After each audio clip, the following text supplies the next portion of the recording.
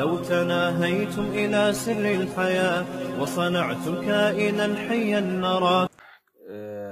کہیں بھی کوئی عذاب آئے یا آگ واگ لگے یا کوئی بھی مصیبت ہو، لوط علیہ السلام کی قوم کا عمل ہمارے سامنے ہے. وہ گناہوں میں مبتلا تھی. جب ان پر عذاب کے لیے اللہ نے فرشتے بھیجے تو وہ فرشتوں نے پہلے ابراہیم علیہ السلام کو آ کے خبر دی، ارسلنا الی قوم لوط، ہم قوم لوط کے پاس آئے ہیں اور ان کو تباہ کرنے کے لیے آئے ہیں. تو ابراہیم علیہ السلام نے اس پہ خوشی نہیں منائی تھی. قرآن کہتا ہے یجادلنا فی قوم لوط، ابراہیم علیہ السلام ہم سے جھگڑنے لگے. یعنی اللہ سے تو کون جھگڑ سکتا ہے، مطلب یہ کہ اتنی لجاجت آہوزاری کی کہ عذاب نہ آئے، کہ گویا کہ لڑ رہے ہیں، یہ مبالغہ ہے. اور اللہ نے فرمایا ان ابراہیم لحلیم اواہ منیب، نرم دل تھے، بردبار تھے. تو انسان کسی کے عذاب کو دیکھ کے انسان پہ یہ سوٹ نہیں کرتا کہ وہ خوش ہو. ہمیں تو اللہ کے عذاب سے پناہ مانگنی چاہیے کہ اللہ نے جو کافروں کو بھی عذاب دینا ہے آخر میں ہی رکھے. دنیا میں اللہ کسی کو عذاب نہ دے تو اس پہ خوشی نہیں بنتی. جو آگ لگی ہے یہ جب مان لیا جائے کہ وہ سارے ظالم ہی ہیں. ایسا ہوتا بھی نہیں ہے. جب کسی علاقے میں آگ لگتی ہے کچھ برے ہوتے ہیں کچھ اچھے ہوتے ہیں. البتہ اتنی بات ضرور ہے کہ یہ عبرت کی بات ضرور ہے. غزہ میں جب آگ لگی ہے، جو روزانہ آگ لگ رہی ہے، روزانہ بم برسائے جا رہے ہیں جس میں معصوم بچے جل رہے ہیں، اس آگ پہ کوئی نہیں روتا. یہاں جب آگ لگی ہے تو پورے میڈیا نے اس کو فوکس کیا ہوا ہے، کوریج. تو ہم یہ نہیں کہہ رہے کہ اس آگ کو آپ کوریج نہ دیں، اس کو بجھانے کی کوشش نہ کریں.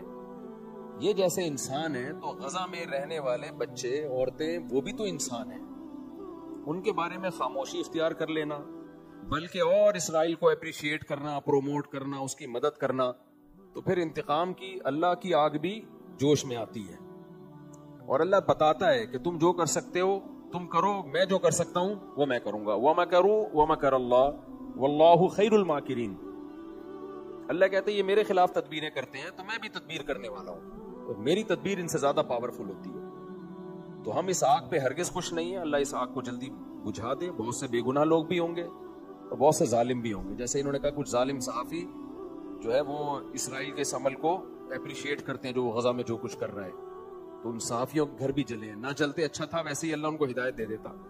لیکن یہ عبرت کی بات بہرحال ہے کہ اللہ جو عرش پر ہے وہ لا تحسبن اللہ غافلا عما يعمل الظالمون. اللہ کہتے ہیں اللہ کو غافل مت سمجھو جو کچھ ظالم لوگ کر رہے ہیں. تو اس لیے دنیا کو دونوں آگوں کے خلاف آواز اٹھانی چاہیے، دونوں آگوں کو بجھانے کی کوشش کرنی چاہیے. لاس اینجلس میں جو آگ لگی ہے اس کو بھی بجھانے کی کوشش کریں، لیکن میرے بھائی جو غزہ میں آگ لگی ہوئی ہے نا اس کو بھی بجھانے کی کوشش کرو. اور اس سے عبرت حاصل کرو کہ ایک آگ اللہ انسان لگاتا ہے اور کچھ آگے اللہ بھی لگا لیتا ہے. ہم تو حیران ہو رہے ہیں امریکہ جیسے ملک میں آگ لگ کیسے گئی. یورپ، امریکہ، کینیڈا، جاپان، ان ملکوں میں گیا ہوں. آگ سے بچنے کے لیے انہوں نے اتنی تدبیریں اختیار کی ہوئی ہوتی ہیں کہ آپ کی سوچ ہے. ہر بلڈنگ میں فوارے لگے ہوئے ہوتے ہیں، آٹومیٹیکلی آگ لگے گی تو یہ خود بخود یہ آن ہو جائیں گے. اور سڑکوں کے کنارے سڑکوں میں جو ہے نا ایسی جال بچھایا ہوا ہوتا ہے گیسز کا کہ جیسے ہی یا پانی کی لائنیں الگ سے ہوتی ہیں کہ آگ لگی تو یہ خود بخود کھل جائیں گی. اتنا ان کا آگ بجھانے کے جو ان کی جو سروسز ہیں وہ اتنی ایکٹیو ہیں کہ آپ سوچ بھی نہیں سکتے. اس کے باوجود لگ جاتی ہے. وجہ اس کی ہے بھائی اللہ سے کوئی لڑ نہیں سکتا، اللہ سے کوئی لڑ نہیں سکتا. حادثات بہرحال ہوتے ہیں تو ہمیں ڈرنا چاہیے کہ جو اللہ ہے نا عرش پر وہ غافل نہیں ہے.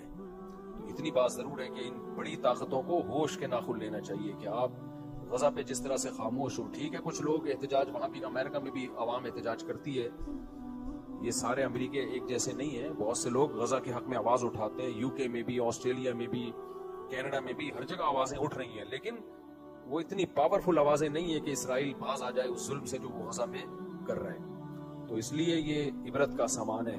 عبرت والوں کو اس سے، اور پھر جو آگ میں جلتے ہیں تو ان کو احساس بھی ہوگا کہ آگ ہوتی کیا چیز ہے. جب تک انسان اس مصیبت میں خود نہیں مبتلا ہوتا نا دوسرے کے غم کا احساس نہیں ہوتا.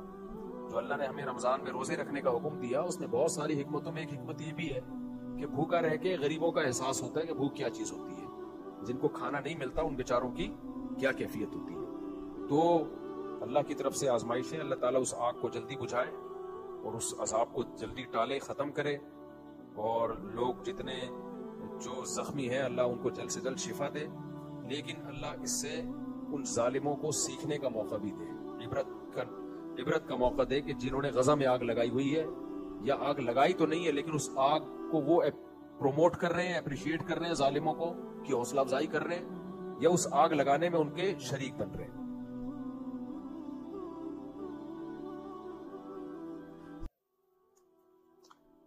دیکھو ظالموں کے لیے بد دعا کی جائے تو وہاں سارے ظالم نہیں ہے نا، مسئلہ یہ ہے اسپیسیفک ظالم کے لیے بد دعا کرنا تو جائز ہے، وہ بھی شدید حالات میں جب ظلم بہت بڑھ جائے تو اللہ نے اجازت دی ہے، لیکن پھر سے وہ صرف ظالم کی حد تک محدود رکھی جائے نا۔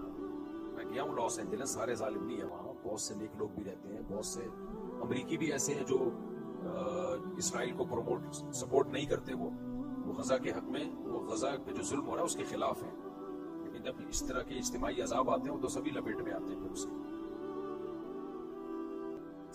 آج کل بہت سے امریکیوں کو مسلمان بنانا دنیا کا سب سے آسان کام ہے۔ باہر ملکوں میں ایک چیز کا ہمیں اندازہ ہوا کہ وہاں سب سے آسان کام غیر مسلم کو مسلمان بنانا ہے، تو وجہ اس کی ہے کہ وہ خالی کاغذ کی طرح ہیں، ان کی خاندانی روایات تو ختم ہو گئی نا۔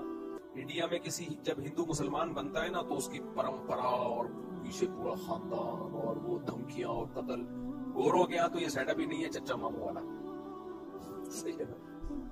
اس کی انڈیویجول لائف ہے، وہ لائف پہ انجوائے کر رہے ہیں، اس کو تمیز سے بات سمجھاؤ وہ سمجھ جائے گا، مان جائے گا وہ، لیکن وہاں کوئی تمیز سے یہ کام کر نہیں رہا، کر رہے ہیں لیکن بہت محدود پیمانے پر کام ہو رہا ہے، ورنہ کوئی صحیح طریقے سے کام کرے نا۔ اچھا بہت سے تنظیمیں جو کام کر رہی ہیں، جو ہم نے اتنے ہزاروں مسلمان کر دیے، ٹھیک ہے ان کو اپریشیٹ کرنا چاہیے ان تنظیموں کو، لیکن وہ جو انہوں نے مسلمان کیے ہوتے ہیں نا، وہ ان کی اتنی ایفرٹ نہیں ہوتی، وہ خود ہی مسلمان ہونے کے لیے تیار ہوئے بیٹھے ہیں لوگ۔ میں ملاوی گیا تو ایک بندہ لانچ میں نہیں، جس کی میں نے ولاگ بھی بنایا، ایک افریقی آیا، کرسچن تھا، وہ کہتا ہے میں ہماری داڑیاں ٹوپیاں دیکھی، کچھ مستورات بھی تھی ہمارے ساتھ، تو ان کا پردہ وردہ بھی، نماز سب دیکھا اس نے، تو ان کی عورتوں کو تو پردہ ہی نہیں ہوتا۔ یہ چیز ویسے ہی اٹریکٹ کرتی ہے یار، کہ ان کی خواتین کیسی پاپردہ، بچیوں نے بھی اسکارف پہنے ہوئے ہیں، بچوں کے بھی پورے ڈریس ہیں، یہ چیز خود انسان کو، ہر خاندانی آدمی چاہتا ہے یار کوئی تمیز کی زندگی ہو۔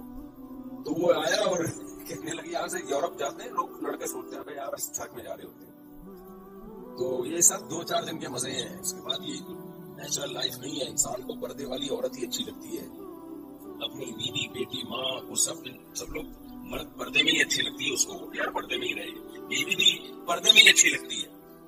تو عجیب سا، میں تو وہاں گیا نا ایک گھر میں کسی اس کنٹری کا نام نہیں بتاؤں گا، میں نے پہلے بھی واقعہ سنا تھا، تو مجھے انگریزوں کے گھر اندر سے دیکھنے کا بڑا شوق تھا کہ یار ان کا کلچر تو نظر آئے۔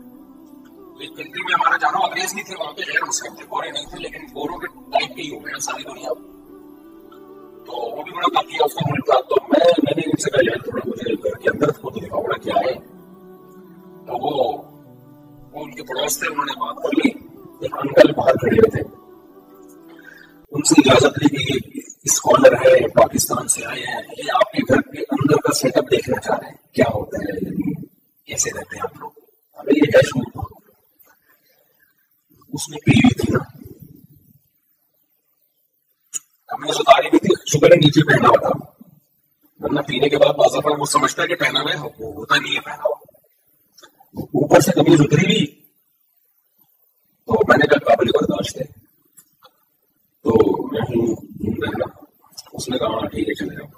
اب ہم لوگ جب کسی کو گھر میں لے کے جائیں، پہلے بیگم پردہ کر لو، ایسا ہی ہوتا ہے نا، مستورات ایک سائڈ پہ ہو جائے، اس میں گھس جاؤ، اسپینش زبان میں بولا